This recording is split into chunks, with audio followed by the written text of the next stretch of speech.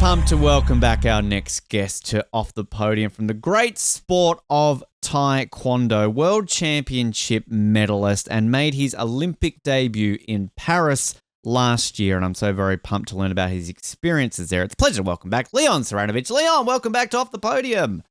Thanks for having me again. It's exciting to have you on, mate. We're just having a bit of a chat there off air and kind of how things have been going. And as I mentioned to you, I re-listened to our chat that we had because that was just over a year ago now, actually more like a year and a half. It was right at the back end of 2023 and obviously successful year. And then we've had 24 and Paris and everything along those lines. But before we get into all the nitty gritty of that, just how's life right now for Leon? Like sitting right now in a Melbourne house, relaxing, about to head off around the world, of course. But I mean, how's life treating you at this present stage, the day we talk today? Life's good. Yeah, had a big year last year with the Olympics and stuff, and didn't perform as well as I would have liked. So definitely, I don't want to say it took a toll on me. I wasn't at home, feeling depressed or anything, but I definitely for a certain amount of time was struggling with not just achieving this big goal that I had set out for myself. And it comes around once every 4 years.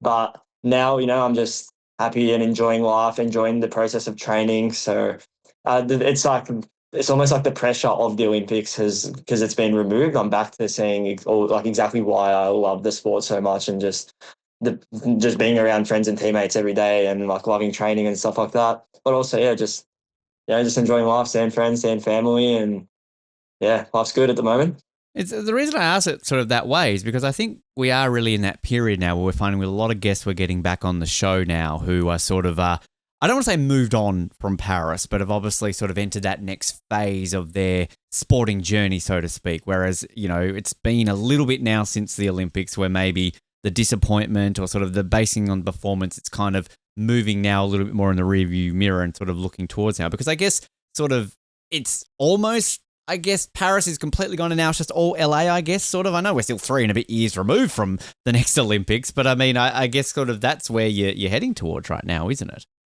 Yeah, well, I don't want to look too far in advance towards LA. Don't get me wrong, I'd love to be there, and I believe I can get there.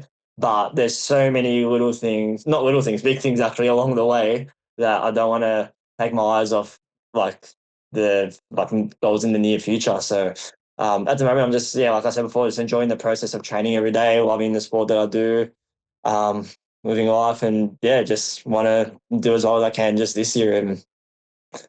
And keep pushing it forward. I mean, this is with the always kind of that double-edged sword of coming back on this show here, Leon, is that I'm going to bring up the Olympics and obviously go through that, but we're going to push through it in that positive light a little bit. But before we get to what happened in Paris, I mean, sort of that period when we talked to the selection and everything along those lines, I know sort of when we spoke, you were talking about what was needed for you to get to the Olympics, the selection criteria and everything along those lines. Obviously, it worked for you. You got chosen. You got to go to the Olympics. So take me back to that moment when you were confirmed, when you got the phone call, the email, whatever it was, saying that, Leon, you're going to the Olympics. You're going to be going to your first ever Olympic Games in Paris.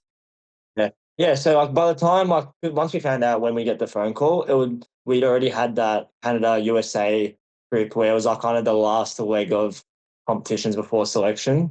So when I knew that was when we were getting the call, we'd already done those comps. I was pretty sure that I was going to get the call and say I've been picked. So it was less of an ecstatic feeling, and to be honest, it was more relief. That I knew once that was done, everything was in my hands. All I had to do was the Oceania qualifier. So it's going to get noisy. There's a train behind me. I live close to a racecourse. We like the background noise. It adds to the ambience of it all. That's completely fine. But it was relief of just okay, all I have to do now is win the Oceania qualifier, in which Australia are much stronger than other countries. So I'm expected to win that. I was always going to win that one as well. So it was just that relief of okay, all I have to do is win that one now, and it's all done, and I just now have to focus on preparing for the Olympics and no other distractions. So just relief. How far out from Paris was that? So once you won that Oceanic event and kind of knew it was 100% confirmed, how long was there to go? I don't remember Olympics? Exactly, maybe 2 months, 3 months. I don't know exactly. I don't have the dates on me, but yeah. yeah, So it's it sort of was. still a period where it's not like it's not like you're qualifying like a week before. It's sort of like you've still Yeah, got yeah. There's that definitely period. still a solid period of like a training block that I could just fully focus on myself and the Olympics for sure. But yeah, yeah, Which I assumed, obviously, given how you would plan out your year, knowing that you're going to be going to an Olympics. So once that's rubber stamped, you've got that plan already then for, say, it was 2 months. You know what those next 2 months are going to be like before you're on that plane to Paris, I assume. yeah, exactly, definitely. And what is that like then? So like, is it sort of more just gym work? Are you trying to get into some more sort of fights? Like, I mean, like, what is a 2 month lead up for a taekwondo athlete going into an Olympics like? A big part of it for us was fighting high level people. So trying to like there was a period of time where we brought in for 2 weeks training partners from Korea to train with us. Actually, before that, I'll go back. Actually, before that, we went to Europe. So the Korean national team came with our national team to Spain, Italy. Sorry, no, Spain and France, and then the Koreans went home, and we went further to Italy as well for a week, and we did a week at each country. And all three of those countries are very strong countries in Taekwondo, as well as Korea, the strongest country in Taekwondo.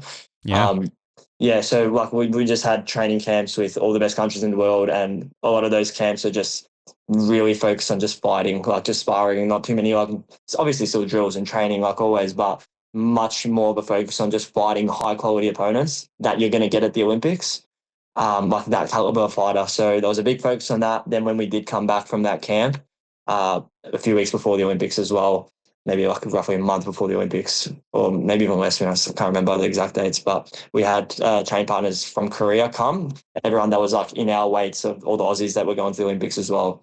So then they came and did like sparring training with us. We had like a mock competition, I guess, that like some media came to simulate that like media pressure, comp pressure, parents, family, friends watching, and yeah, it was just a lot of like fight simulation stuff to try get us as prepared as possible.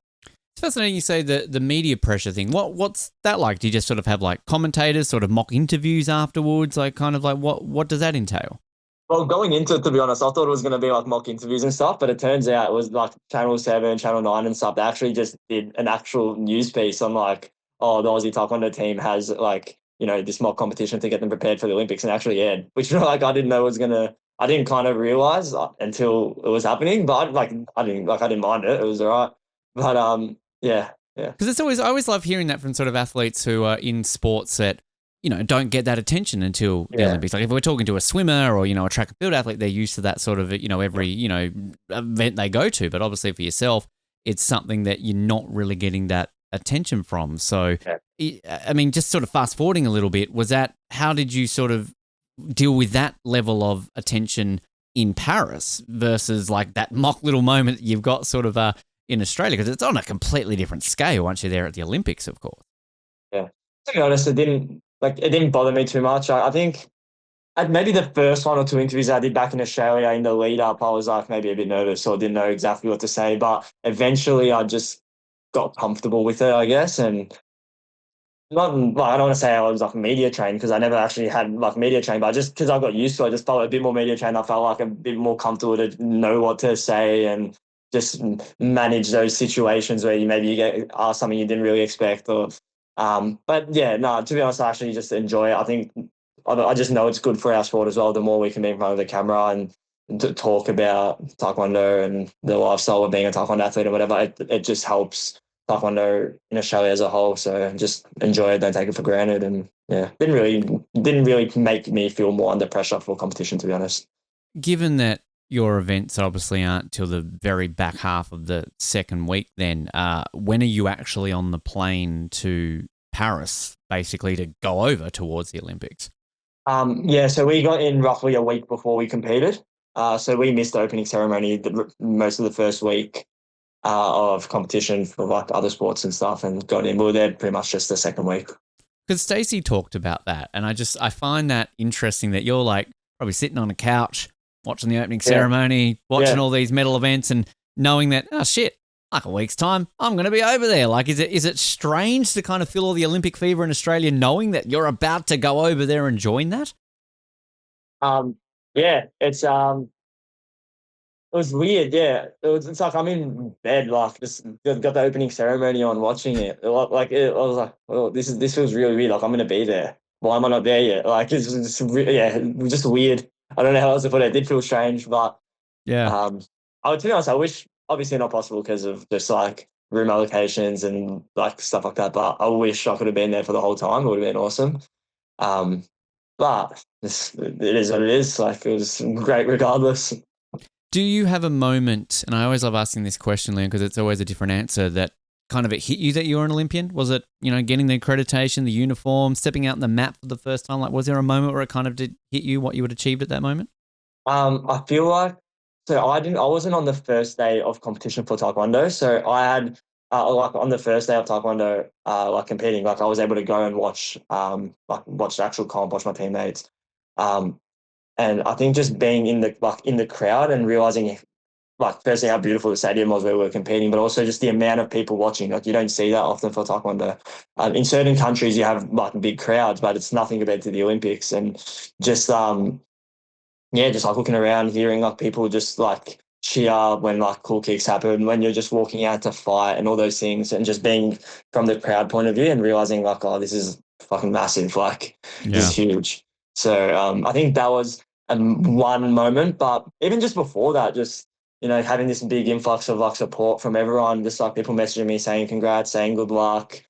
Little moments like doing like signing events at local tournaments, or like national level tournaments where like kids are coming up to you asking to like take a photo and stuff. And yeah, it just makes you realize how big of a deal the Olympics is, which like I've always known it is, but being like an Olympic athlete myself now and experiencing that from the other side, yeah, it was surreal. Did you have a big send off beforehand? Did your dad cook you the steak with the mushroom sauce that you talked about last time? Was this like the last meal before you got on that plane to Paris? I can't remember, but I would not be surprised at all if that steak with mushroom sauce was my final meal. Yeah, the chances are very high. Um, yeah, I had a send off though, but yeah, before I went, a few days before we went, we had like at the Taekwondo club where I come from, we had like everyone kind of came together and like to show their support for us. I saw family before I left as well, and yeah, it was lovely to get all that love and I guess like motivation before I left. It was awesome. How many of the family kind of came with you? Did you sort of have a little Leon crew come with you for support there at the Grand Palais? Yeah, a bit of like an entourage. No, we had I had my sister and so my sister, my brother-in-law, and their kid, like my nephew actually. They live in Europe, Mm-hmm. in Switzerland, so they came from Switzerland to watch, and I had some other members of my family also from Melbourne come and fly up to support. Had my best mate from Melbourne as well come up and support. Went on a holiday with him afterwards as well, which was nice. But so I had like a good support network come with me. Not travel with me, like obviously I travel with the team, but just there with me and supporting. And like after I competed, I was able to like see them and you know, probably in like a time where I was down that I'd lost, it was really good to be surrounded by those people that could lift me back up and just be my and be like, like you, it's still amazing, like what you've done and stuff. So it just made the whole experience special, more special than it ever could have been without them. Always got to find out, Leon, about things like village life. Yeah. I mean, who'd you share the room with, and also when it comes to things like pin trading, just Yeah. bumping into LeBron James or Simone Biles or things like that. Like, I mean, just give us a bit of a rundown of what village life was like for you. Where do I start? So we stayed with the boxers. So it was me and Bailey in like a room. And then like so there was like different rooms in one like kind of complex, and it was like me and Bailey in one room, who Bailey Taekwondo, like my teammate from Taekwondo as well, and then some of the boxers. So like in our like big room with like little rooms in it was like Paramoana, Harry Garside, those guys. So we were That in would a have room been with them. fun. That would have been fun to be rooming with Terra Moana, Junior Terra Moana, and Harry Garside. I mean, did you get sleep? No, they were good. They were good. It was all right. Wow. They were competing at a similar time to us as well, so it was okay. But yeah, so we were with them, and then Can you hear me with the train in the back, or should I I like? can, yes, no, I can. Okay, I can't sweet. even hear the train. I'm kind of sad I can't hear the train now. I You kind of want can't? to Oh, hear it. beautiful, because I can't not hear it. It's so loud for me. But no, all good. So yeah, we traded pins as well. So like, I definitely didn't do it like really close to comp. So I just wanted to like just be away from everyone and just focus. But the first few days when we got there, yeah, it was a lot of like trading pins. So we got given like a handful of like Australia pins. We got given some like generic Olympic ones, and you could kind of just trade around with athletes. So I traded with athletes from some countries. There was actually like people out. So when you walk out of the village and go to like the town that was close by, there's like bakeries, like things like that. If you wanted to like ever leave the village for a bit of a break or to see someone that'd come to support, you could just like go out and meet them there. Like on that main strip, there were people with like old pins from like previous games, and they were like trying to trade with our current ones. So I could do a bit of that if I saw a good pin. Um, so Did I you have a was, favorite? Did you get a favorite? Like, what was your favorite one you would have gotten? I've got them all in my room, so I can't remember exactly which one. I want to say, oh, what was my favorite one? There was I think just like appearance wise, I think it was Uzbekistan. They had a really nice one, and Okay, Jordan, they had okay. nice ones. Um, yeah, so I'd say those two, but all of them were pretty cool, like in their own right. They're pretty Um, amazing, right? Then you sort of like yeah, once you get a few, and then all of a sudden you'll see someone's got one. You're like, where'd you get that one? And yeah, then yeah, you all of a 100%. That you're like, was I me want with the that one. China one. China had a really good one, and I never got it, but that was a really good Wow. one. But you also find that sometimes like the really big countries, like I don't know, like USA or like some of the more like the bigger countries, or even just like well-known countries, like I don't know, Greece or something like that. They had not as like their pins weren't as good almost because they didn't have to make them good because everyone just wants a Yeah. Greece pin for Olympics, or USA. But Yep. countries like Jordan, Uzbekistan, and stuff like that, where maybe less people are just like scouring the ends of the earth to find that pin. But when you get it, you're like, oh, this is sick. Like this one looks dope. Yeah. It's so much fun with some of the ones like I was at the taekwondo. It might have even been the day you fought. I wanted a Thailand pin because of the elephant, sort of this gold fancy one, and I was right near some Thai media people and happened to ask a question. Yes, and we traded a pin. So it's sort of those ones that it's all well and good to get the US, the Britain, the big nations, but it's sort of was it the fancy? I think it was I can't remember what country it was, but it had like a peach. Might have been Albania maybe, but it was like this really cool like peach shape and just unique things that you're not thinking of. And they're the best ones, aren't they? Come on. Yeah, for Kind of works sure. that way with it. Did you try the muffin? Did you do the chocolate muffin? Yeah, And what was yeah. your take on the muffin? We're getting some varying thoughts on this muffin. No, it was elite. The muffin was elite. But I have a sweet tooth, so give me anything chocolatey or anything sweet and I like it. So maybe Yes, I'm you not the most reliable person to ask for that one. Hey, we've got to get the balance of it. Did you try the tiramisu? Because we keep hearing the tiramisu might have been better than the muffin.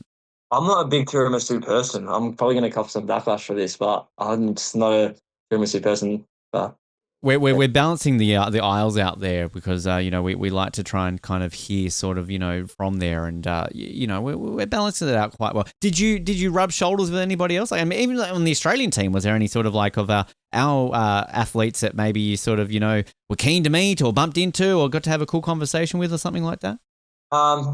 With all the like with the Aussie athletes, pretty much I saw everyone. We're in the same building, so Mm. there's not anyone that I can think of that like I would have wanted to see that I didn't see. Pretty much saw everyone, but in terms of international athletes, I'd say like Victor Wembanyama walked past him and Rudy Gobert, and I was just like, what the fuck? Like they're so tall, it's ridiculous. Wow. When you watch them on TV, they're already taller than every player, but they're taller. They look massive, but they're standing next to LeBron. Like Yeah. when you're all next to them, you're like, oh my God, this is insane. It's ridiculous. But yeah, I just walked past Noel Lyles once, anyone else. That's about it. But yeah, it was sick to just be like knowing you're like in that company of like elite athlete. You sometimes coming from a smaller sport like taekwondo with not as many eyes on it, it's like you sometimes forget that yeah, like I'm actually amongst the best in the world at my sport as well, and that's just like they're just that in their circle of like their sport as well. So yeah, they have more fame from the sports they're from, but yeah, actually like you're like in that moment when you're in the village and walking past and you're like I'm in this company, like this is sick. You're both Um, Olympians. Like yeah, you it's you're both crazy. on the same thing. Which I also would find in a way, and we've discovered this with some people on the show that like say you bump into LeBron James hypothetically. you know who he is, you know what sport he plays. But if he then discovers, oh, you're a taekwondo athlete, I know nothing about taekwondo, Leon. Teach me about taekwondo. Like it's sort of, you're almost in that unique position where you can teach someone like a LeBron James, like, well, this is my sport. Not saying you did. I mean, if you did, fantastic. But even say if you bump into Jess Fox or, Patty Mills or someone like that who you know who they are, they might not know who you are. So therefore you can have a pretty interesting conversation with them. Yeah, for sure. To be honest, I don't think I did as much socializing as I should have because I was like trying to be so focused on just competing and doing the right things and stuff. So I didn't experience a lot of that like social stuff. So it's Save it such for a LA hard. and Brisbane. Yeah. That's you've done one Yeah. now, so you got that. So It's they're the future ones, right? yeah, for sure, for sure. It's such a hard balance because you want to like be focused on competing, but you also don't want to pass up a good opportunity. But then if you're being like like once you start being a bit social, you can get caught into being too social. And then if I don't perform well, I don't want to look back on it and be like, oh, it's because I was not focusing on competing. So it's such a hard balance to get right, I think, as well. And it's also, I guess, going back to the fact that you're right at the very end of the schedule. So hypothetically, say you were at the very beginning and maybe then you had like the second week you stuck around, you're going to be a bit more chilled, right? Versus I've got to wait until like the third, fourth last day and then kind of to go from there. Just the venue itself. Stacey talked about it. I was there. It's just incredible. The Grand Palais was just absolutely extraordinary. Do you remember walking into that for the first time going, shit, this is where I get to compete? This is insane. Yeah, I couldn't believe it. I saw photos of it and I was like, this is dope. But actually being there, I was like, yeah, like in my opinion, maybe controversial because I know people love the beach volleyball as well, but I think we had the best venue. I It think it was. was, I went to both. I'm saying yours was. I mean, that was fine, but it was a temporary thing with yeah, the thing in the background. Yours was a proper venue, Leon. Yeah. it was insane. Like just the lighting, everything they did with it, like just looking around, it was honestly incredible. Like the venue was amazing.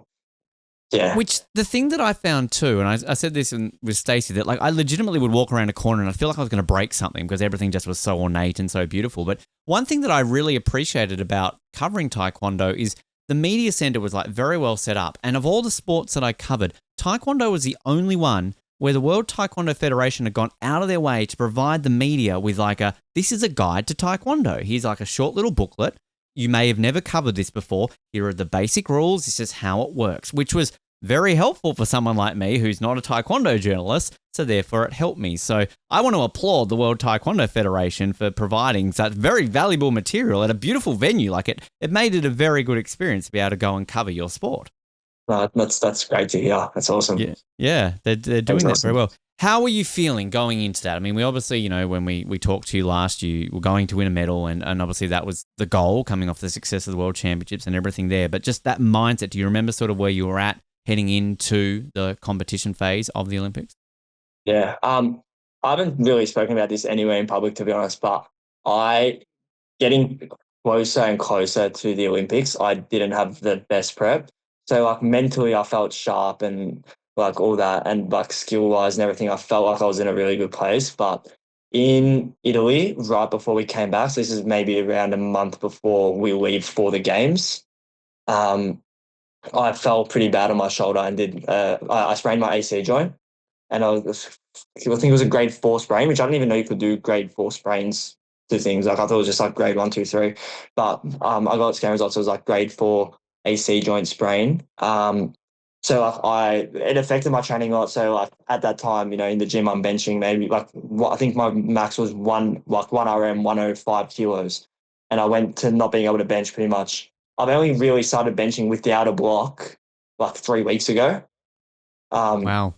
yeah, so I dealt with that a lot. That was something that was hard. I know like when the media came to do like our fight day before we left for the games, this is about 1 or 2 weeks before we left for the games, like I was fighting like with holding my like hand like this because I couldn't be too free with my arm. I couldn't block with it. So that was a big challenge that I faced in the lead up. Again, it's definitely not using it as an excuse because on that fight day I had anesthetic in it and I was able to fight and I didn't feel it and I didn't take notice of it. So I'm not using it as an excuse by any means, but there was that definitely like was playing on the mind during that lead up. And then 1 or 2 weeks before I left, I got like really badly sick, like extremely like sometimes you're sick but you can train. Like I was bedridden sick.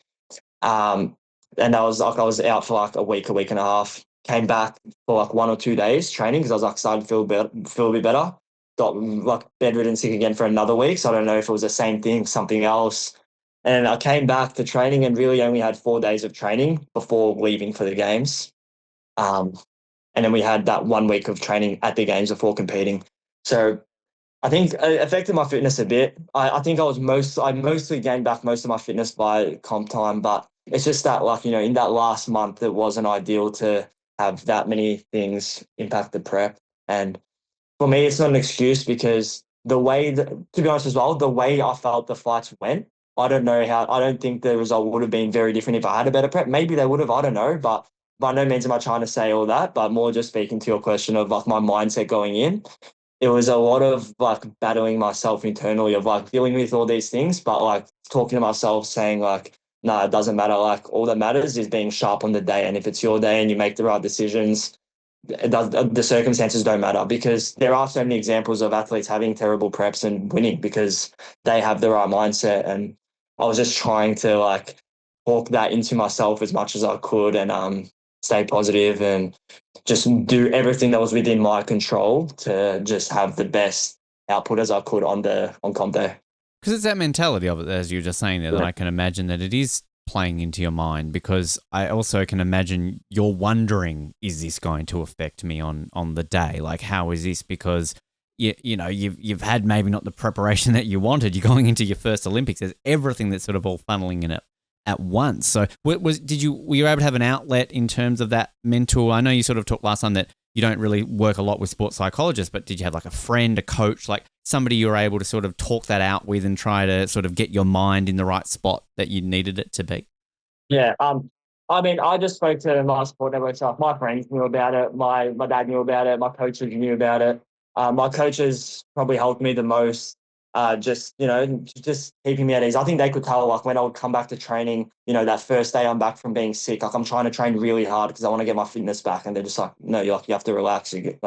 Just be patient. You'll be fine by comp. So they really put me at ease and made me feel better leading into the competition. And like I don't know, like for me, like I really don't want this to come across as me making an excuse because I'm not. And like I said before, probably I don't know if it would have changed the result. Probably not, to be honest. I don't know, but um, it's just like it's just the mind. Yeah, it's like what you mentioned before about the mindset of going into comp, dealing with those things. It was very difficult to try and just go in and have it like not let it seep into my mind at all. So yeah, it was just like that whole process. I was just trying my best to just stay positive and be like, you know what, it doesn't like all these things don't matter at the end of the day. It's just about how I fight on that one day. And um, I was just trying my best to kind of have a good attitude going into competing. It's not a question I often ask athletes on the show, Leon, but I asked it to Stacey, so I feel it's a taekwondo trend. I need to ask it to you. But how did you sleep the night before the competition? Like, was it a nice, easy sleep, or was it like, fuck, shit, tomorrow's the Olympics, what the fuck am I doing? Yeah, I never get nervous for comps. Maybe when I was younger, yeah, but like the last 5, 6 years, I don't get nervous. But you get the tiny bit of nerves before you step out and fight, which is normal. But I'm not someone that like one day before, 2 days before, even the morning of wakes up and like, oh shit, after fight day, I'm shitting myself. Like I've never been that type of person. And for some reason, the night before, like I found it so hard to go to sleep. But I don't know what time exactly I went to sleep, but yeah, really hard to go to sleep. And it was, to be honest, I don't even think it was nerves. It was more excitement.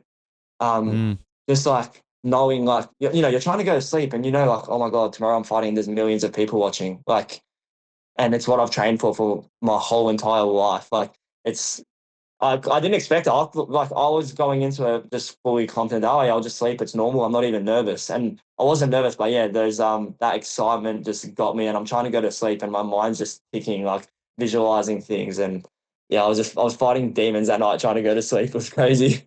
Visualizing a nice piece of jewelry that you wanted to be sleeping with the next night, right? Like kind of thinking kind of what was it. The draw itself, I mean, you go up against Faraz in that first round, who ultimately goes on to win the gold. But had you fought him before? Did you know much about him going into that match?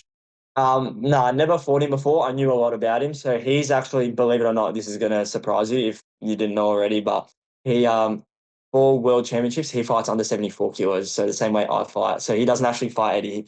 Maybe now Guy's he'll keep fighting Eddie, giant. but How the hell is that man not more than 80 exactly. kilos? Exactly. He's fucking giant. Like, He should be playing basketball with yeah, Victor and the likes, I right? thought Wendy was pretty similar. Like, no, not that tall, but yeah, he's a giant man. So I don't know how he ever makes 74, but I know he's a 74 fighter. So like, I felt good about going into that fight. I'm like, you know, he fights 74, and two world championships ago. So the one in Mexico, he got bronze or silver. He medaled.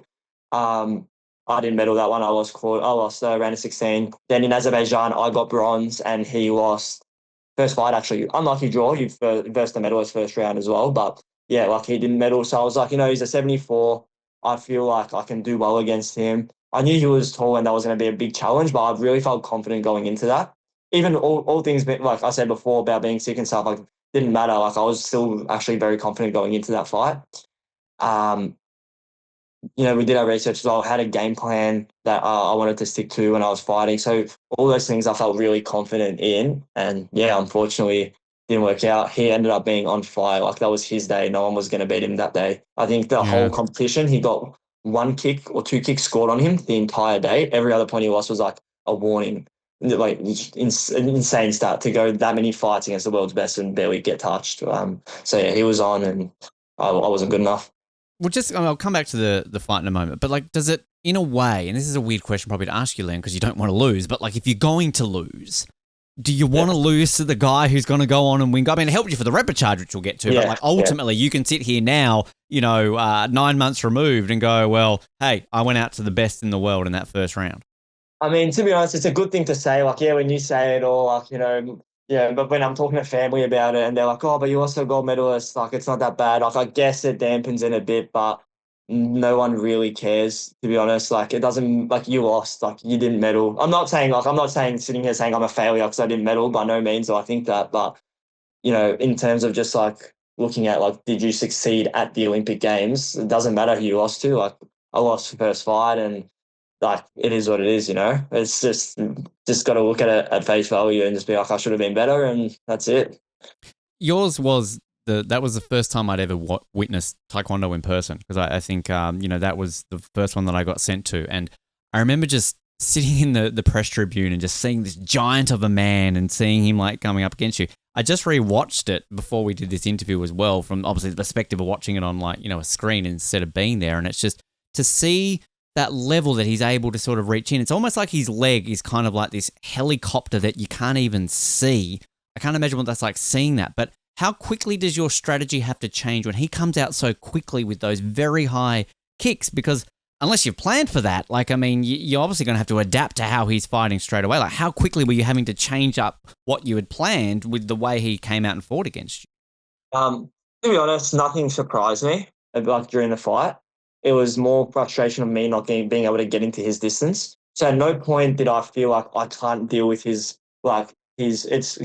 so scary, his long leg, or like at no point did I feel like he was doing something that was shocking me or surprising me. It's just like he's so solid at controlling distance with that reach and length that he has. And I think I spoke to you about this right after the competition when you asked me like what went on during the fight and stuff.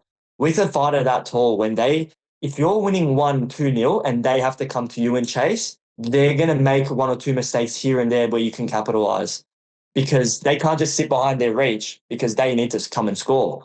But again, not an excuse because I should have scored first and that's my fault. But like both rounds, he went up early, like by 1 point, 2 points in that first like minute. And when you're, as a shorter fighter, having to come in and try and break distance and try to score, when they're just able to lean back and sit behind their long front leg, it's a very steep hill to climb. It's very possible, can be done. I almost scored a kick at a certain point at the end of that first round. But and that was a kick we'd actually trained a lot leading in, like just that like in clinch, like stepping out to side and then trying to go with my left leg to the back of the head. Like it's something we worked on a lot, and I've really got really close to touching it. But yeah, it's such a steep hill to climb, and everything has to go right for you to be able to like score against someone with that height and like controlling the lead. Even if it's a close lead, like you just have to come in and make risks. And then sometimes by doing that, you run the risk of by the end of the round, you lose by 6 points when really you were losing by 1 or 2 points and you had to take risk. And like in football, like you're down by one, you have to go all out attack. You're probably going to cop a few more luck on the break. But yeah, that's Got to how the risk it to fight get the unfolded for biscuit, me. Yeah, basically, at that exactly, point. exactly. So that Yeah. unfortunately, that's how the fight unfolded. I should have done some things better, but that's the name of the game. Which I'm glad you brought that up because I was going to say that Yeah. sort of like it was almost like at the end of the second round, you very nearly get that kick, which obviously would have changed things completely, probably then go into a third round to do there. But ultimately, he gets that 7-1. So on paper, you look at that and go, okay, well, that didn't turn out. But as you said, sort of one landing of that kick at the end, and we could be having a very different conversation. You said directly afterwards, and I'm quoting you here from what you told me and the article that I wrote, it's hard when you go down early against someone this tall. When you go down 1-2 points, it makes it very hard to close it in there. Obviously talked about not getting the result what you wanted to go. The thing that I always find very fascinating, Leon, about a sport like taekwondo or any sport that has a repechage is that you obviously from that point on have another chance potentially. So what do you do at that moment? Because you're obviously upset, you're disappointed. You were very dejected in that interview afterwards, and you could tell sort of how disappointed you were. But does the coach have to pull you aside and try and get you into gear, and you've sort of just got to keep something on point that you might still have to fight in a couple of hours, which you ultimately did? Yeah. Yeah. So at that point of the day, I was dejected because I knew, and it's the nature of the Olympics, anyone can win. It's so open, and it's not a sport like a sport like athletics. Like if you're the 10th seed, you're not going to win because it's just time. Like there's not the top 9 people aren't just going to magically run solo. Like it's very different. But when in a fighting sport, like even if someone's quicker and faster, if you're just going with the right game plan, you can win. So I was aware that anyone can win, but at the same time, he was like going into that comp. He wasn't a favorite to get to the final. Like there were 2 upsets he had to pull off on road to the final. So I was a bit dejected, like, like the chances are slim, blah, blah. But just going back, yeah, the coaches definitely got in my ear and were like, no, you have to like stay positive. Like you can still fight. Not positive, like, yeah, you can be upset you lost, but you have to stay ready. Like you can't just put your head down now and go in the towel. Like you have to wait and watch every fight. So then, yeah, like I guess the whole time I was just making sure I was staying fueled, doing all the right things, staying hydrated, eating the right foods, and just acting as though I had a fight at the time of the first repechage and just going about it like I was still in comp. And then yeah, obviously when he won that semi-final, it was like Go we all time. yeah, we all went nuts. We're like, oh, like fuck yeah, we're back on. Yeah, it's challenging. It's a very weird thing to deal with because you don't have that at any other comp apart from the Olympics. It's always just so fascinating how repechage works in all the different sports. We had Jaden Lawrence on wrestler, and he obviously went through the repechage as well, but his was the next day, whereas yours is obviously on the same day and kind of going with that. And also the unique fact of that too is then, Leon, that if you win the repechage, you're automatically into a medal fight, aren't you? At that point, you win that one match, you've got one, and you're going to be an Olympic medalist, which is just it's a fascinating way. Not the way you want to do it. You want to win a gold, you want to win a silver, of course, but it's still kind of interesting. Did you know much about your Danish opponent at that point? Had you fought him, and how sort of was the mindset going into the repechage? Never fought him either, but I knew him. I know like he's an amazing fighter. He I mean obviously he's an Olympic medalist, but also he won the most previous European Games gold medal. So I knew that was going to be a very tough fight. And with him, it was very weird that fight with him because I actually felt like I fought better and I felt more comfortable against Tunisia, who ended up winning gold. But like with fighting as well, styles make fights a lot of the time. And I felt like just in that moment, like when I was fighting against the Danish guy, he was just really strong. Like that front leg of his, he had this really weird timing with his left leg where like you feel like his leg's coming down or he's a bit off balance or he's moving back and you feel like you can come in and then he like really offbeat, like weird timing, just stabs that left leg out, like a cut kick to your body and like just really weird timing, but it would caught me off guard a few times during the fight.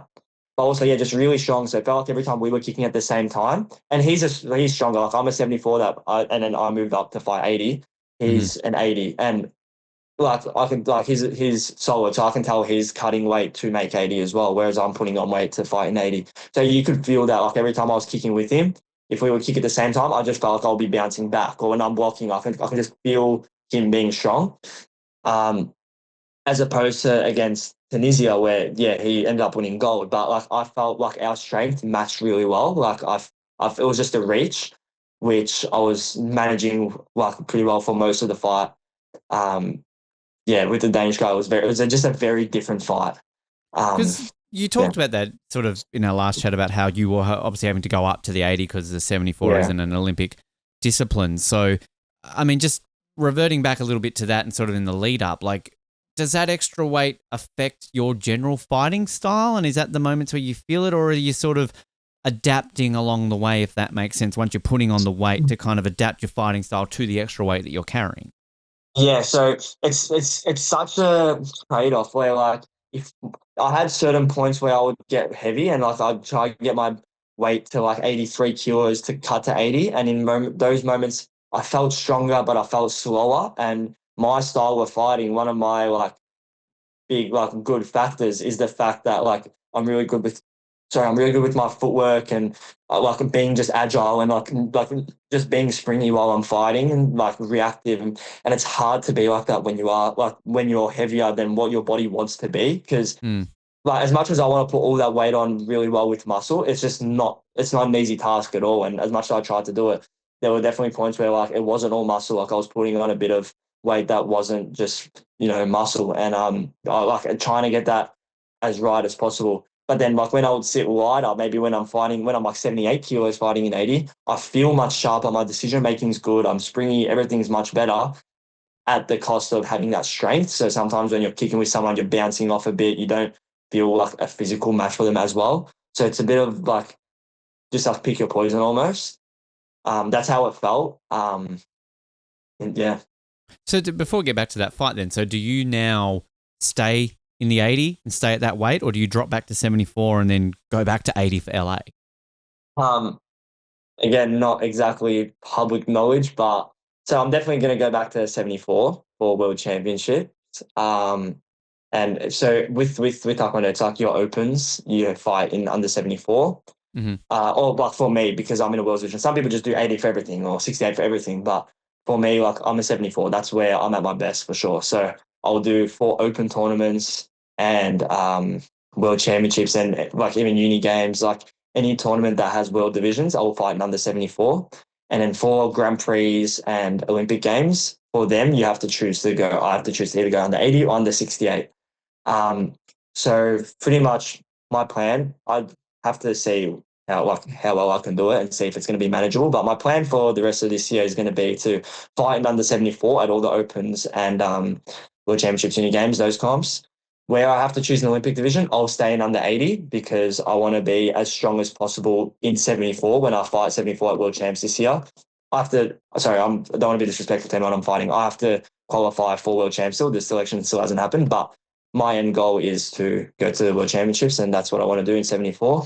But after World Championships, either at the end of this year or start of next year, I want to see how well my body can handle trying to fight in under 68. So that's going to be something I'm going to Going try and down do. rather than going up. Right. Yeah, so Okay. that's going to be a new challenge, and so I've done like scans on my body and stuff to see if it can be done, and it can be done safely. But I have to, I just have to try it and see how my body responds, how I feel fighting it that way. So it's not like I'm not just sitting here saying like for the next 4 years I'm definitely doing 68, but that is what I would like to do if my body responds well. That's my plan, and See how it hopefully it can. goes.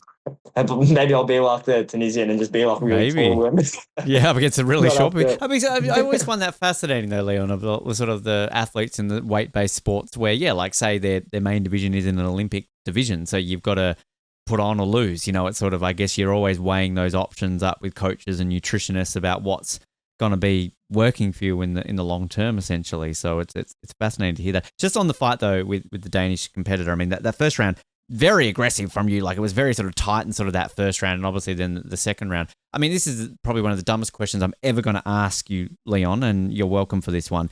Would you, if you're going to you don't want to get eliminated from the Olympics, you want to win a medal, I get that, but if you're going to lose, would you rather just lose one and go home and then just like get, annoyed and angry, or go out twice? Because you kind of then had to face disappointment twice, I guess. So I guess, does that suck a little bit more having to lose twice at an Olympics? Yeah, it wasn't great losing twice, but no, never. I'd always take that second fight. It's another opportunity at a medal and keeping your dream alive. And also, regardless of the result, as much as I want to win, like I hate that I lost. Nothing burns me more, like at all. But um, I got a chance not to fight in front of millions at the Olympic Games, not once but twice, and that's an honor in itself. Some people dream of competing once and stepping onto a pitch. In other sports, maybe you get subbed on for a game or something. Like being out there for 10 seconds would be a dream come true. So the fact that I got to have two full fights is like I'm honored that I had that privilege, and yeah, like it definitely sucked losing twice. Not fun. Wish I would have won, but that's like I said before, it's the name of the game. You don't win them all, and hopefully there's a next time, and hopefully next time I can do much better. Well, I want to come back to the next time because you gave a fantastic quote to me afterwards, which I'm going to come back to, Leon. But I've got to ask, what did you do that night? Did you go back to the village? Did you put on some angry music and just, eat a bunch of shit and just drown your sorrows? You hang out with the family? Like, what was your sort of coping mechanism to deal with the disappointment that night? Oh, well, I just went to sleep. I was so tired. I just went to sleep. You slept well that night. Yeah. I mean, I went and ate and stuff, and but yeah, like right after competing, like once the day was done, I knew I'd lost. Like I still stayed and watched all the rest of the fights. At the end of the day, I'm still like a fan of taekwondo. So regardless of the result, I still wanted to be there. I wanted to watch the rest of the fights as much as it burned me. I was sitting with like close teammates and my close friends as well. So like one of my like former teammates who had retired by that point, I was sitting with him and my best mate who'd also come to support, and just sitting with them and kind of just talking about the day, and they were comforting me as well, and it was just nice to be with people that you care about and they care about you in that time. And just like watched the fights, and afterwards just went home. I went home, went back to the village, ate, went to sleep, and next day was a new day. I mean, on that burning thing, like it burns to stay there and watch it, but a weird comparison, I'll come full circle back to this quote, Leon, but there's a famous story in AFL circles, Australian football, for people who don't know what I'm talking about with the AFL. 99 preliminary final, Carlton Essendon. As a Carlton fan, I've got to share this, but of course, Carlton famously knock off Essendon by 1 point. Essendon were complete favourites to win the grand final that year. Carlton shouldn't have come close. Famously, Kevin Sheedy got the entire Essendon team to the grand final a week later and made them watch it. Like, you're watching this game that you should be playing at right now. Every Essendon player has always said that was like the worst day of our life, but it spurred us on. And then the next year, Essendon famously come out, lose one game all season, go on to have the most dominant season in the history of the AFL. So with that in mind, is that something almost that you can use as motivation? Because you said to me afterwards, after when we spoke on the mat there in Paris, you said, I've been visualizing it for the last 2 years, being at the Olympic Games and medaling. It sucks not for it to happen, but we will make it happen in another city, another year. So with all that in mind, the disappointment, everything that comes from that, it must motivate you even more to reach out for that dream, be in LA, Brisbane, beyond, that this is still achievable for you to achieve this dream of an Olympic medal. Yeah, for sure. Yeah. With you always feel like you're putting 100% into training. Everyone always does. I mean, if if you probably deep down, people can tell like they're not, like if they're maybe putting in 99%. But leading into the Olympics, like I was training so hard, I was doing everything I could. I was really putting in like 1,000,000% effort. But once I came back from the games and having that like burning feeling, like you said, I feel like even now, since coming back from the game, seeing that level, knowing that feeling of coming up short, I feel like I've elevated like my intensity in training so much, and it's purely because I've realized like if I want to be an Olympic medalist, I have to do even more. Like that's what I've been doing isn't enough.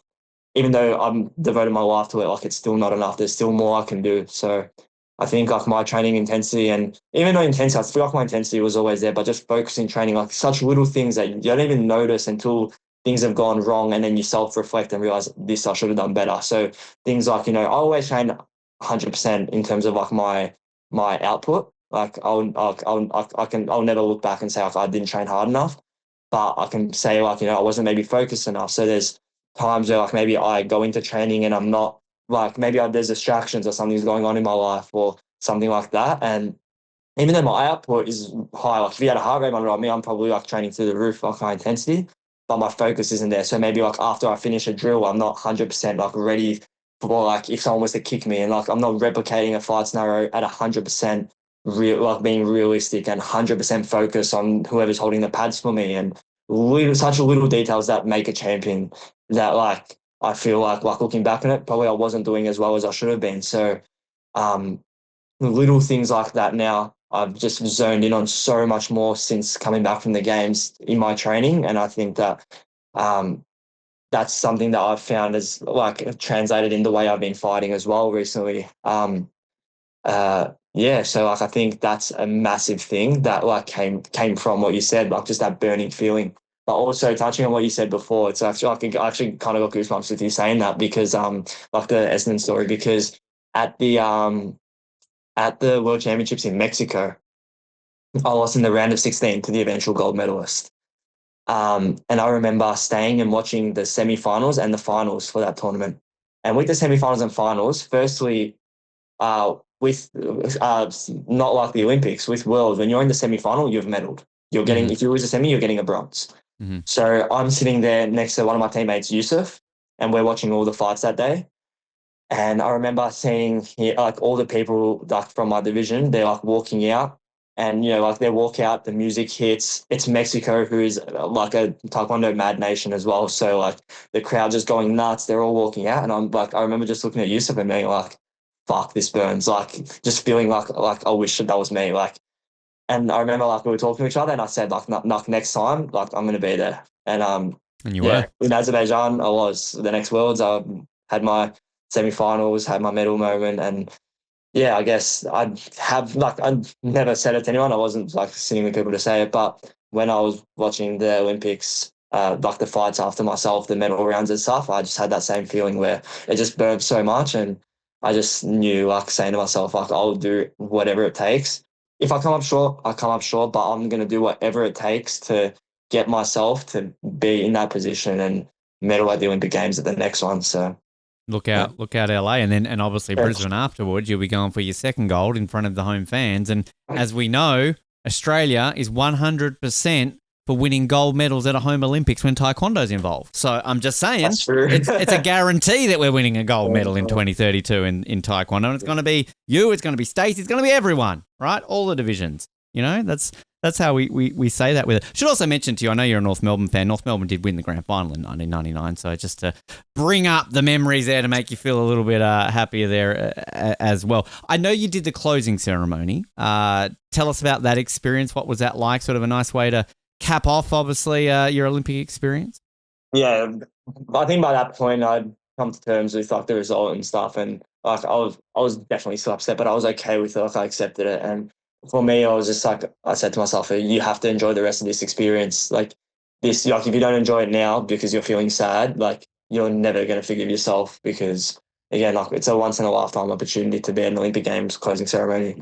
So that was cool. Like it was an awesome experience. We had the moment of like fans rushing onto not fans, sorry, but athletes running onto the stage. And did you do it? Were you on the stage? No, I was not on the stage. I couldn't. I was like stuck in the middle. Like there was so many people around, and like everyone that wanted to hop on the stage did, and then the people that weren't going to hop on the stage just stayed, and I was in the middle stuck still. And I'm like, oh. But if I was close to the edge, I definitely would have jumped. You would have done it.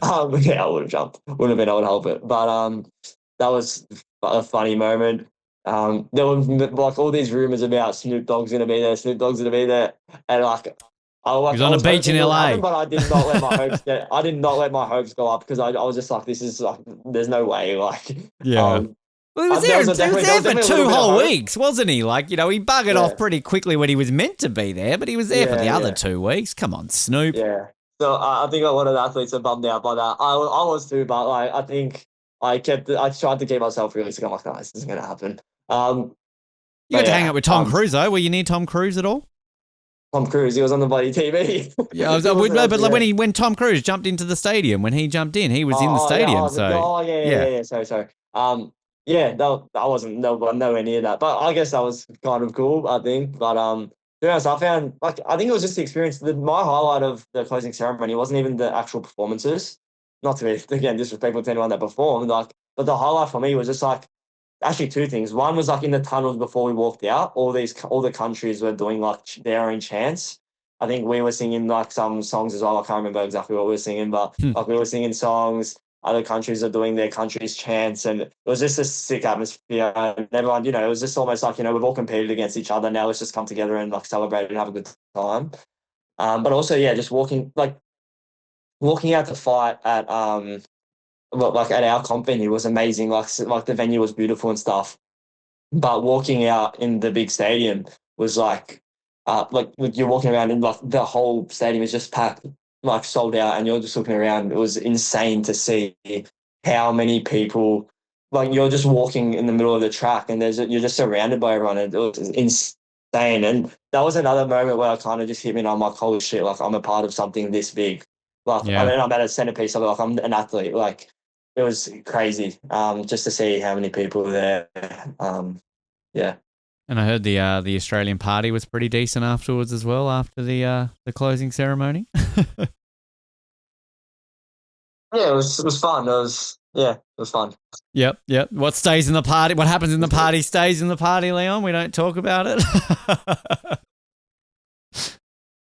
Yeah, pretty much. pretty much. It's yeah. I mean, it's sort of but it's that camaraderie. I think that we've learnt a lot from the athletes who were there, and obviously, and Yeah, sharing that moment. Because I mean, again, no disrespect to the opening ceremony. It was a great opening ceremony. It was a very unique opening ceremony. But sort of at that point, you're all also going into the Olympics. You're all competing. Your mind's on the competition. The closing ceremony is all about it's over now. It's partying. It's celebrating. It's all of those sort of moments and sort of all culminating in one. And no Snoop Dogg or Snoop Dogg. It doesn't matter. You're all there to have a great old time, it sounds like.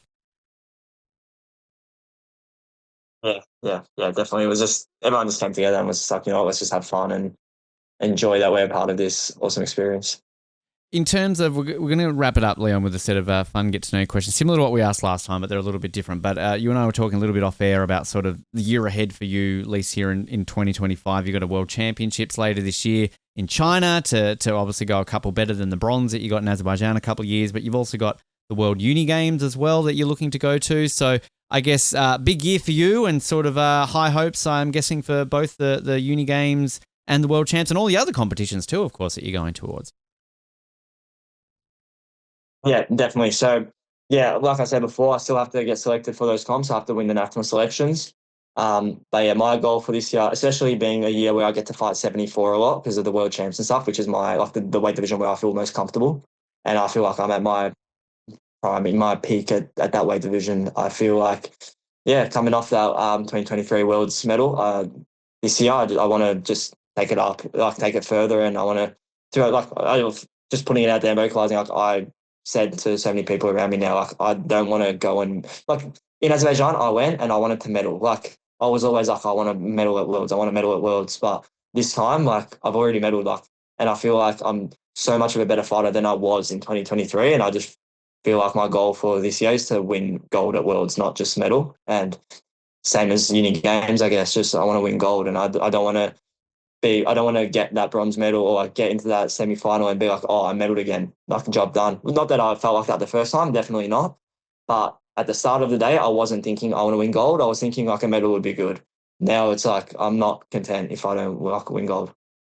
And it's Germany and China. So the World Uni Games are in Germany. The World Champs are in China. Have you competed in Germany and China before? And if so, what are the taekwondo crowds like kind of in those countries? Never competed in Germany. I've competed in China, but the crowds, to be honest, in China are pretty dead, if I'm being completely honest. Not a massive amount of people. I think it probably depends on where in China you are as well. So we were like, when I fought in China was in Wuxi. So I don't know where the Worlds is exactly, to be honest, but yeah, not there wasn't a massive amount of sports either, but also it wasn't like a world champs or anything. I feel like, I've been to countries where I've competed at a normal comp and at a world champs, and at a world champs, it's just everything's bigger, like the country pushes it and like promotes the event as well so much more when it's a world champs compared to when it's another tournament. So who knows? We'll see. Have we ever had Uni a world Games will definitely be big though. Oh, Uni Games, I can imagine everyone's going to be bloody like drunk and enjoying them. As Germany as well, right? Like, I mean, God, everyone's going to be going off with it. Have we ever had the world champs in Australia for taekwondo? And if not, can we get them in the lead up to Brisbane, do you think? Definitely not in recent history. But I don't know, maybe back in the day there was, but definitely not that I know of. What there's a decent chance would happen though. Again, I don't want to say anything that like nothing is confirmed at all, but I think there's a decent chance that but leading into Olympic Games 2 years before, there's a Grand Prix circuit. So there's four Grand Prix a year, three Grand Prix and a Grand Prix final. And in recent history, countries that have had the Olympic Games have had a Grand Prix in that cycle. So I think it would be safe to assume there's a good chance Australia gets Grand Prix, which is the top 32 in the world in that weight division, in every weight division compete at the tournament. So that would be an assumption that you could come to, but again, if nothing's confirmed, then I think it would be hard for us to get a Worlds just because I assume it's a pretty expensive tournament to get your hands on. Well, I just got to say, I mean, I've quickly looked here. We have never had the World Championships in the history. The first World Championships back in 1973. It doesn't actually even look like they've had a World Championships in the Southern Hemisphere, if I'm scrolling through this quickly enough. Philippines, I guess, is that Southern Hemisphere, kind of?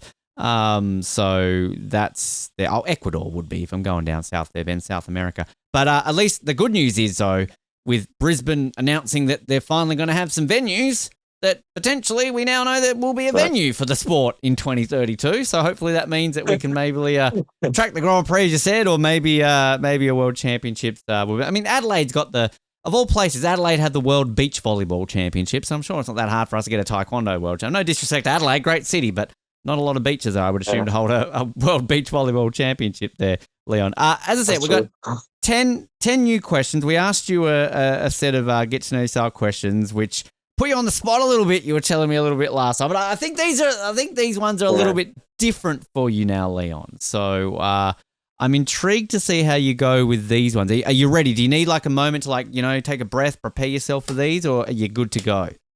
Honestly, these questions have me more nervous than the Olympic related questions, because I remember last time I choked on these. They're meant to be quick fire questions. It was taking me 10 seconds to answer every question, but go on. Well, take your time. I'll say these aren't super quick fire with them. And as I said to you off air, there's one that I'll help you out with a little bit too. So the first one for you, what is one thing that you never leave home without when you go to a competition? When I go to a competition, there's a lot of essentials, food and stuff, but I'd say my earphones. Need to be able to listen to music and lock in before I compete. Yep, good one. Is it? Are you a brand man? Do you stick to like the Beats? Are you an AirPods? We might get you some sponsorship here if you plug it. Just doesn't matter. No, not at all. I just anything, whatever. As long as they work and they're charged, right? As long as they're charged. I'll say AirPods. AirPods, I feel like most convenient, look the best. I find sometimes headphones slip off my head. I don't know if it's my head shape or something, but earphones are better. Earphones are better for me. Yeah, that works. Also, when it comes to competitions, do you have any traditions or superstitions that you follow before any big competitions? Not really. I'm not superstitious. I feel like being overly superstitious is a bit more. It just speaks to confidence. It can speak to not being as confident. Not necessarily. Some people can be confident and be superstitious, but for me, I would feel like, if I don't do this superstitious thing that I have, then I don't want that to play my mind. So just do whatever. Just go for it. They're not like a lucky pair of undies or anything like that either that you wear, or no? A lot of people answer lucky undies. So, I mean, whatever works for you, I guess. You're a music man. You said that. What's a song that is on every single one of your pre-competition playlists, no matter what? What's a song? I can't think of a specific song, but I listen to UK rap a lot. I've ventured into other fields recently, so I listen to different types of music as well. But I think UK rap is good for me for comp day. It makes me feel motivated and it G's me up a bit. So pumps you into it. Yeah, just Skepta, Dave, Stormzy, people like that. Kendrick Lamar, actually not as much UK. This is more US, but I think Kendrick Lamar as well gets me in a bit of a fighting. Well, I was going to ask a side question on that before I get to Kendrick, but was there a reason the UK sort of rap, because it's a very unique type of rap, obviously. I don't know. It's just it's a bit I don't know, the beats, sometimes what they're talking about is a bit violent, and not that I condone what they're talking about, but it gets me in the mindset of fighting someone, I don't want to be listening to love songs before I'm about to go and punch on. So I think that's the main reason. You say that, Leon, but I know there's people that do listen to that well, before they we had fight, but you not mentioned me. Teramawana before. Yeah. You mentioned him. We had You him wouldn't think on. him of all people as well. What He said he listens to a bit more like calming, sort of like almost love style music. But of all the people, you think Teramawana wouldn't. But hey, like it worked well for him. But my side question, I mean, you pretty much answered it. I was going to say, your team Kendrick or team Drake. I'm guessing your team Kendrick. Okay, to be honest, I actually, as an artist overall, I prefer Drake just because he's a bit more commercial. You can hit a lot of different areas with Drake. Like if you're feeling like you want to listen to just like pure rap, you can listen to Drake. If you want to listen to melodies, and you can listen to Drake. So it covers more. But so yeah, as an artist, I like Drake more. But I think when it comes to that diss track battle they had, I think Kendrick won that. I'm not a big fanboy of it. I just appreciate music.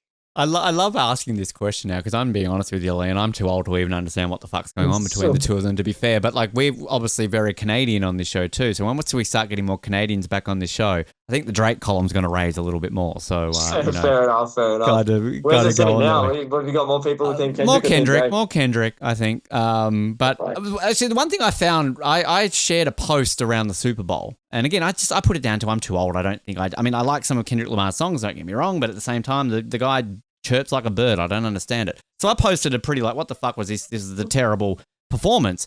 I got a lot of shit for that from all these fanboys. I didn't realize he had these like cult following that, you don't know music. You don't. I'm like, oh, I don't. But like, there was shit. But anyway, sorry to the Kendrick fans. Didn't like it. I apologize. Anyway, I need to go back to my old music apparently. What is the most unexpected or funny DM that you have ever gotten as an Olympian? To be honest, I can't think of one. I got a lot of DMs leading into the games. They've gone dead now since the games are done. It's the nature of taekwondo or like an Olympic sport. It's just like you're on top of the world, then the Olympics are done, and it's all gone. But I can't think of any like really outrageous or funny ones, to be honest. There was nothing that really stuck out. It was pretty normal messages, if I'm being completely honest. No, like sugar mummy or sugar daddies. We've had a few athletes have had a few interesting ones in that department. People have been asked for feet. No, nobody asking you for feet pics or maybe anything? I'm not good looking enough for that stuff. I think I just get taekwondo only questions. Yeah, I mean, I guess your feet are covered up by the socks, right? So people can't even see your feet when you're kicking. So you're just the weirdos out there. If you like feet, you listen to the show. Sorry, I find it weird. But anyway, speaking of weird, what's the weirdest thing you've ever eaten at an international competition, and did you like it? Oh. I'm not directly like at a competition, but when I was in China, I tried after comp. We went to a restaurant and I tried chicken feet and frog. Wow, a frog. Well. Oh, yeah. Okay. I don't know how. To be honest, I'm very like I'll just eat whatever. Like maybe nothing too ridiculous, but maybe for some people, frogs a bit too ridiculous. I don't know, but for me, like within a reason, like I'm willing to try something new, especially like you're not in China every day, so may as well try it. It's a comment. China's always like the go-to place. That's where people are eating this strange food. Did you? I mean, when I was in Paris, I had to do the escargot. I mean, I'd had escargot in Montreal, but I'd never had like Parisian escargot. But did you do like escargot or frog's legs in Paris at all? In Paris, all I did is escargot like the snails. Snail, yeah. Yeah. Okay, so I've done that in France. But I feel like chicken feet and frog are a bit stranger, just because. Maybe snails is just as strange, but I think it's also more common because more people go to France. Yeah, so, it's always the one. Like it's sort of like it's almost like oh, you went to France, have you had snails? Like exactly. Like, have you had frog? Yeah, well, I had a friend who went to Japan once and they had whale, and I'm sort of like would you eat that if it was presented to you? And I think when I went to Alaska, I was trying to find bear. Not that I wanted to go out of my way to eat bear, but they eat bear in like the black market restaurants in Alaska, and I couldn't find it. But it is an interesting one. Yeah, jeez. When you're in a country, you try, right? You try to see what you can get. Fair. Well, that's why I tried the frog. Yeah, exactly. Go for it. Why not? It's not like I was craving frog. Was it good? Was it good? If I'm being really honest, it tasted very similar to chicken, the frog. Like it was good. It was just like really small portion size because like frogs are small. Yeah, and the chicken, things, right? I guess the chicken tastes like chicken because it's chicken. Just a different part. I feel that's one of those ones where it is that a lot mind over matter because that's a real visual it thing. Like where chicken, right? It's the same. Yeah, but you're looking at it going like, oh, this is a foot. It's literally a foot, right? But it tastes like okay, that makes sense. I mean, I feel you kind of answered this the last time we spoke when you mentioned about your dad's steak and the mushroom sauce. So the ultimate guilty pleasure meal after a big competition. If your dad's not there, what's your go-to food? What do you eat straight after a competition? My dad's not there. I'll go. Oh, just pizza, pasta, or actually no, I'm Mm, take it back. Just a fat burger. Like it's a really greasy, yes. like just the dirtier the better burger.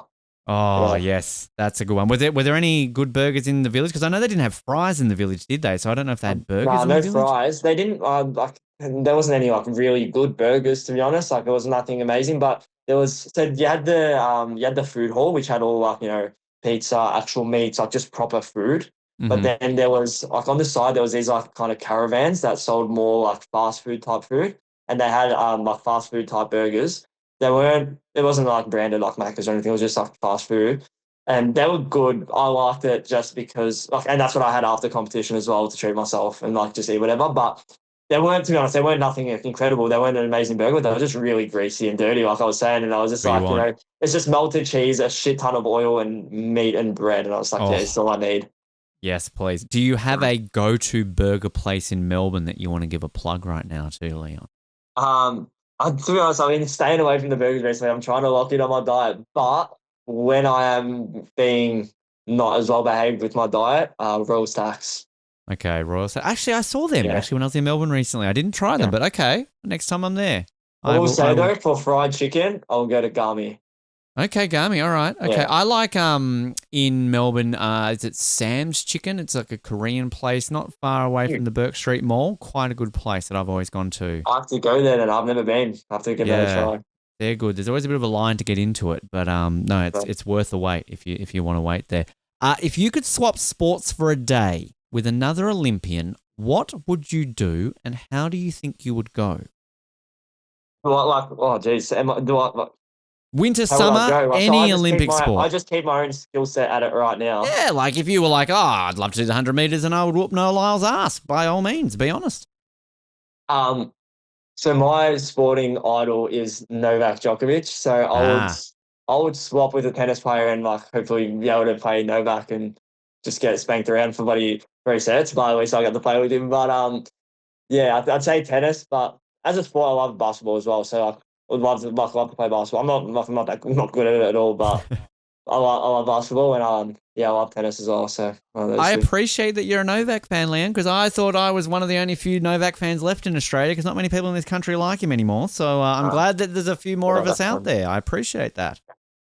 He's I the think GOAT. there's more than I think there's more. I think it's almost sometimes like a loud minority Yeah. with Novak Yeah. fans. I think people because so many people are so vocal about hating him, the people that like him stay a bit quiet. But Yep. yeah, He's the GOAT. Come on, we all know he's the GOAT. yeah. He'll be appreciated one day. Now, this is the one that I sort of asked you last time. It was, I think the question last time was like, who would play you in a movie if they ever made you a movie on you? So this one, but I've got some help for you this time, Leon, because I've got a good friend called ChatGPT. But this question is, if your Olympic journey were a movie, what would the title be and who would play you? But again, if you struggle with this, I've got ChatGPT to give us some answers for this one today. What would the title be and who would play me? Well, who would play me? I actually have an answer now. Not that I agree with this statement, but I was approached once and told I look like Timothée Chalamet. I don't know if it's just the goatee and the mo, but Yes, I see it. all right, I'll take Oh, it. I'll take it. I'll take okay. it. He's a good looking fella, so I'll take it. But That's a yeah. good one. That's a very good one. I was weirdly going to say Patrick Dempsey, like a young Patrick Dempsey from Grey's Anatomy day. But now that you say Timothy Chalamet, like no, yeah, I don't think I can top that. That's what I mean. So ChatGPT have gone. There's a bunch here that I've actually never heard of. So I don't know if even you've heard of these ones. So we've got Dacre Montgomery, who apparently is from Stranger Things and Power Rangers. Don't know who he is. Jacob Elordi from Euphoria. Okay, Harris Dickinson. Brenton Thwaites. I've heard of him. How He's does an it come up with Australian. this? Have you like put in a photo of me and said what actor does he look like? My exact prompt I wrote was give me 10 titles for a movie based on Australian taekwondo athlete Leon Sejranovic and 10 actors to play him. So they've also gone with Liam Hemsworth, Luke Bracey. Looks much like Liam Hemsworth. Yeah, I don't know either. But because the titles though, if you want to help with the title, so this is what they think. These are their 10 suggestions. We could have Sejranovic, the Iron Will. That's not bad. Like that kind of is interesting. Kicking against the odds. Not bad. The Fighter from Down Under. Oh, see what they've done with that one. Olympic Spirit, the Leon Sejranovic story. Basic, but it gets the point, right? You know what you're paying for. Beyond the Mat, the Leon Sejranovic journey. Yeah, I like the Olympic one better. The Taekwondo Trailblazer. That's almost like a wrestler name, going into the ring with that one. Golden Kick, Rise of a Warrior, Unbreakable, the Leon Sejranovic story. They like this kind of like Leon Sejranovic story. And Against the Storm, A Fighter's Tale. So, any of them stand out for you that we're going to see this? You said? Kicking Against the Odds. I think it was like one of the first three I thought was not bad. The other ones I'm not sure about. So yeah, the Iron Will, Fighter from Down Under. The professional route as well, just because there's already a movie out there with Leon. That's very true. Leon the Prophet. Actually, that's a good one. Yeah, okay. Just because there's a movie already out there, so it's a bit of copyright, but fuck it. Yeah, everyone's remaking everything these days, right? And stealing things. And Timothée Chalamet is probably the busiest man in Hollywood. So, sign him up. I like this. That works. 2 more to go. So the second last one for you. What is the one question you are tired of being asked, and what is the one that you wish people would ask you instead? That's a really good question, yeah. I get scared for this because if you say the question you're sick of being asked and I've asked you, then I'm just going home. Yeah. No. Like at the end of the day, it's an Olympics podcast, so I'm going to get questions about the Olympics. I know what I'm signing up for. I know what I'm signing up for, but I'd say not that I don't want to say I'm actually not tired of being asked about it because everyone wants to ask their own specific questions about the Olympics. So by no means am I actually tired of being asked about it. But I would solely say just Olympics related stuff because it's because I feel like I've been asked it so many times by different people. It's like the go-to thing. It's like people know, oh, you're an Olympian. How was the Olympics? How was the Olympics? So definitely happy to talk about the Olympics, but it's like that generic question of how was the Olympics? It's just like good. Like I lost, I've had fun. It was cool. Like it's not in depth. So I'd say that. Not I didn't get you at all. Your questions were very specific. So I enjoy talking about it because you actually good save. Well done. Yeah. We don't force our guests to come on this show, people. It's not like I hold a gun at Leo's head. You will come back on this show. All right, I'll come back on. Exactly. That's why I'm like, I know exactly what I'm signing up for. Yeah, I know what questions I'm getting asked, and I'm very happy to talk about it. But I'd say what I wish some people ask me a bit more about is just mindset questions. So like a lot of people do ask me about it, but I think sometimes when like people like have the opportunity to ask me a question, it'll be like, stuff like how was the Olympics? And I sometimes wish that people would, I think it would be more beneficial for some people to just ask things about like mindset or preparation going into a tournament, things like managing nerves, like those kind of questions. That it's like, I'm so happy, like especially with like younger generations of like athletes in Australia, like taekwondo athletes, I'm so happy to share as much knowledge as I can that I've gained from my experience as an athlete. So like when I was younger, I would always try and ask as many questions like that as possible to like people that I looked up to. So I think like that's something I'm passionate about speaking about, just like dealing with nerves, motivation, confidence, just things of that matter. Have you done many school visits and things like that since you've gotten back from Paris to kind of talk to kids about that sort of stuff at all? Less so school visits. Like I've done school talks in the past, not a lot, but more so I've done a lot of like seminar type stuff. Like I've run certain state training sessions and had the opportunity for like kids to do Q&As with me and stuff. And that's been a great way for me to engage with like the younger taekwondo crowd of just being able to engage with them, answer those type of questions that they have for me. A big one's been seminars for me as well.